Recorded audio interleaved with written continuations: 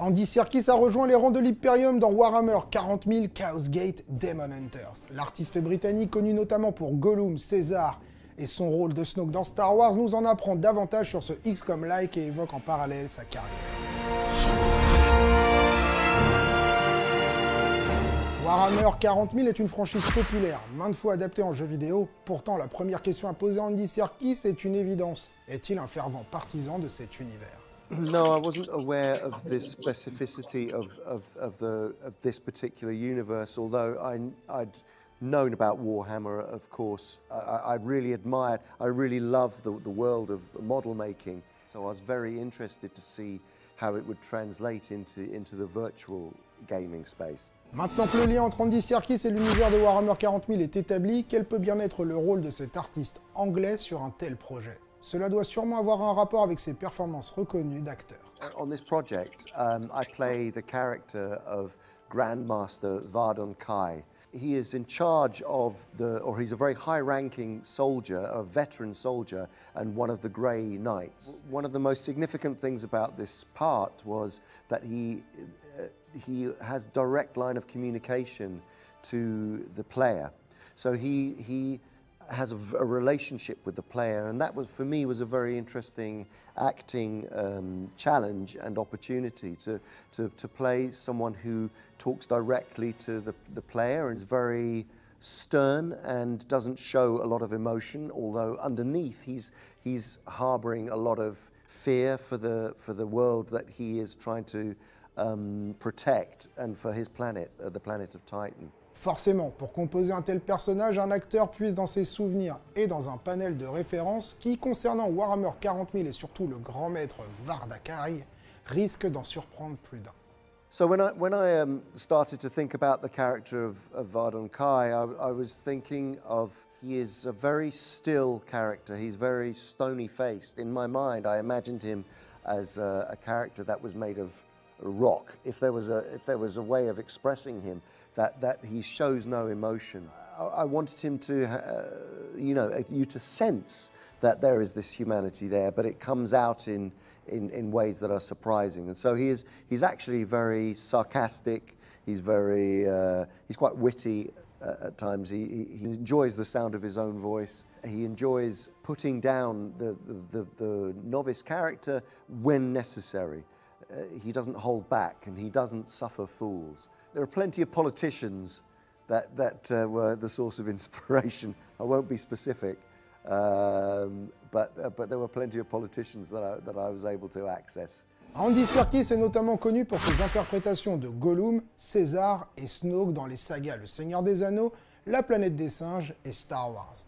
L'acteur britannique nous parle des principales différences entre ses rôles marquants à plus d'un titre et celui du grand maître. I mean, every character that you play has its own world and its own, emotional center and physicality and voice, and they're entirely different beings and represent different things. So, in terms of approaching this character, of course, in this video game, I'm purely providing the voice for the character. So I'm not being filmed. It's not performance capture. I'm not on screen. But nevertheless, it's acting, and you're still finding out what the rules of the character are and how to bring that character to life in its own, in its own way, regardless of the fact that it's not actually being filmed as such. Les personnages 100% fictifs pullulent au cinéma depuis plusieurs années et n'ont parfois rien à envier aux acteurs qui leur donnent la réplique. Le jeu vidéo n'est pas en reste. Pour Andy Serkis, donner vie à un être fait de pixels exige un certain état d'esprit. Because I'm not being filmed, I have to imagine the world. I'm on my own in a studio with a microphone, and so I have to imagine the world and using my imagination. I have to create the environments in my head.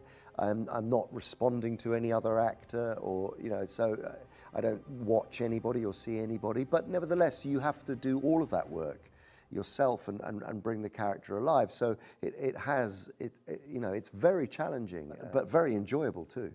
La frontière entre cinéma et jeux vidéo est de plus en plus fine. Andy Serkis, pionnier de la performance capture, va même plus loin pour ce qui est de l'acting. For me, there's no difference at all between creating a character using performance capture in the world of cinema or in the world of video games. And in fact, when I've worked on Heavenly Sword for Ninja Theory and also Journey into the West, we treated them as if they were movies. So characters, we worked on them in the writing, in the rehearsal with the actors. We prepared them in the same way as you would for playing a movie role.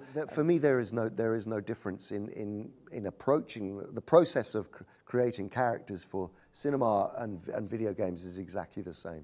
Et quand on demande à l'acteur de nous dire quel jeu vidéo il aimerait créer, il parle d'un auteur parmi les plus célèbres de la littérature britannique. Être ou ne pas être, telle est la question.